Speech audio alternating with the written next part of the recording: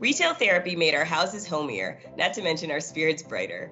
But now that we can travel again, we're turning our attention away from stuff and back to experiences to be uplifted. What and where are people spending their hard-earned cash on in the world of newly reopened borders?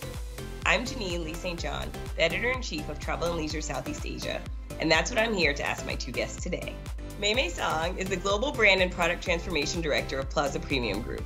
She has seen innovation throughout the guest experience, the emergence and deepening of brand partnerships, and is an ambassador for the brand mission of making travel better together. David Fowler is the VP of Cross-Border and Sales Excellence at Visa. Maybe you've heard of them? They've partnered with Plaza Premium to offer card members complimentary access to luxury airport lounges all around the world. When was the last time you traveled and where? Last time I traveled was 2019. September 2019, Costa Brava in Spain. I have literally ended a 2-year drought and have just traveled on the 31st of October to London after having not gone anywhere for that entire time. So I'm here in the UK right now as one of the first post-COVID travelers. What is each of your all-time favorite airport experience? For me, I love transit. I mean, for me, airports are a destination in themselves. If I was going to London, I love going through Dubai or Abu Dhabi because I feel like it's like a bonus. I get an extra location, an extra destination. I'm kind of a little bit obsessive about the experience as well. And I look at 3 different things. I look at the airline, the aircraft, and the airport. So without a doubt, the airline, Singapore Airlines, Cathay Pacific, hands down in my own personal experience.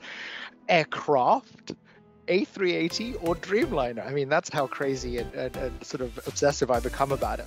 Lounge access, absolutely and utterly critical to that experience. The airport, you just mentioned Dubai Airport. Changi Airport is my #1 airport. The lounges, the shopping, the experience, the whole A to B in Changi is just remarkable. What your travel habits will be in the future have changed thanks to COVID. In what way have your mindsets changed? Travel habits have changed, and they will change, I think, for a long time in the future. People are making choices, and I included, based on safety concerns. The other thing that's happening is people are becoming more value savvy. The other thing that I would definitely comment on is digital payments or anything digital. If that's contactless payments, using your phone, using your card, not touching anything, using your phone to basically do everything you otherwise might have done with cash. COVID travel insurance would be the number 3. So those habits on safety, value seeking, digitization and removing that sort of touch element, and of course feeling protected and insurance for sure. As a mother of 2, maybe you can speak to the concerns of traveling with a family and how you and other families are changing your travel habits in this new era. Well, let's start with the positive, right? I think traveling with children in this era is probably the best you can get, like the best it's ever been, because everyone's focused on improving that experience. I sometimes choose the airport I go to because I know there's a play area. I know in the lounge there's an area where I can leave my children and they are entertained. My brother actually came to visit Thailand from Abu Dhabi, where he lives with his family, for Christmas, and they actually specifically they bought business tickets, but made sure that they had like status enough to get into the first class lounge, because that's where you have nanny service, right? Maybe like if the lounge is good enough, then you're happy to spend like 3 extra hours in the airport, and that's where your journey starts. And it's like vacation for the parents, put the babies and the nannies in the lounge, have some champagne, and ease into your vacation. What's the future of travel? So that's the big question everyone's looking to answer. We're going to address it from a particular lens today. So spending habits. First of all, what type of travel is recovering first, business or leisure? It's definitely leisure travel. So leisure travel is recovering first. Predominantly because of reunification. It's going to be consumer leisure travel that will recover in the short term, and business will take a longer time to recover. Is that because partly we're able to do what we're doing right now, which is meet exactly on the internet? And not only that, the companies need to keep their people safe, right? And there just isn't the flexibility at the moment to guarantee that safety and the experience of a business traveler. But nothing will ever replace the physical traveling experience. It will recover.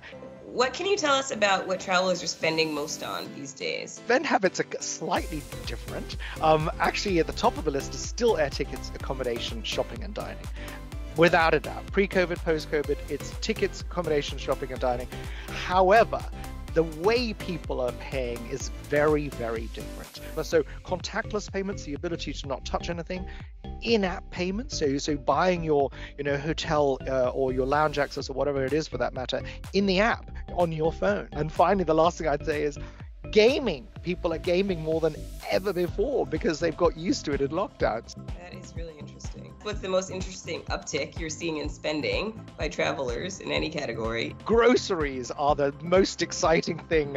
Talked about gaming and all the in-app and digitization, but when people are traveling abroad, the number one thing that they're buying, apart from everything usual, is groceries and dining. I mean, efficiency, transparency, and variety are kind of the things that now, this is like the new normal. And I think one of the key things that we've really seen, even in travel, is the on and offline experience is the new normal, is the experience. It's a marriage of on and off, right? For food ordering, a lot of times people are like, I don't really want to be meandering the buffet or touching the buffet. So we've introduced a smart order, which is a touchless food ordering system.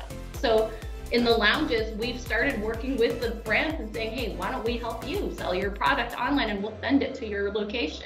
That whole touchless, contactless is absolutely critical. Nobody wants to touch or exchange cash or even minimize the things they touch or speak. It's fascinating. For our lounges, we've been upping our game as well. So we've been working with restaurants. So there's our lounge offering, and then it's also, we do celebrity chef partnerships in which we can offer these food items. And because the whole F&B industry has really shifted, and it's not just the generic offerings, but it's a sense of place. You're supporting local brands, local boutiques, local farms, and we've really seen that and really a lot of it is a sense of community. And this is something that we have really been focusing on in all our different locations. And it's so interesting because the world is so global, and it actually helps us also discover a lot of new talent or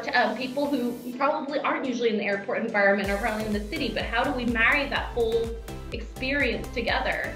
That is exciting, and that's what we have to look forward to in the new age of travel. Yeah, that goes back to what you were saying about how flying through Dubai was actually, you consider it part of your itinerary. Yeah, I mean, I totally agree. So consumers are going to be looking for a range of experiences and services that aim to keep them and their families safe, and ease their experience and their anxieties, quite frankly. There's all sorts of things that Visa are doing, for example, working with concierge providers or our partners, which allow people to literally ring up the concierge. I'll give you. It's kind of about anticipating your own needs and then knowing what companies can help you, right? And they can anticipate your needs. I mean, part of what we do in PPG is actually bring that to light. This ABCDE service that you can use. And you may not know that, but you can book through life. Let's say you're not even traveling business. Let's say that was before COVID. Now, that sort of safety and security and the things that are available, literally just booking with partners through the normal ways, using a Visa card, you can get all of that right now. And it just changes the way you travel. Doesn't have to be business class travel to have that safe and wonderful and differentiated experience. You can have it right now. It exists. It's true. It's picking and choosing the things that you prioritize, and then being able to have the ability to quickly spend your money to buy them, and then check your list, check it off the list. So the way we run things at PPG is we see that we're all business travelers, right? So because we're not the only ones that need it, a lot of people need it, and that's kind of how we craft it. Because I mean, we're a new category, really. We can do this. sure that not just I want to cut this queue. Let's go talk to do a fast track service. Let's bundle it with a lounge. This convenience is priceless. Exactly, Yeah. and we're now jumping on that same bandwagon with, getting offers for PCR testing because it's a new norm, right? So we're bundling offers, how to get the PCR test, where you can get a discount for it. You could even have a doctor come to your hotel and check you out in your confines of your own hotel or in the lounge for that matter. So, wow, that's a great idea. How about this? Any last thoughts on where you guys want to go next? I mean, reunion is top of mind. I think one of the beauty of a company like Visa and PPG is we have global offices, and we basically will marry the business and the leisure part. And I would probably go to New Zealand. now that I've done my reunification flight, I think I would love to go to Bali or Sri Lanka. Thank you guys so much for speaking with me today. It was great to meet you. Hopefully we will have an in-person meeting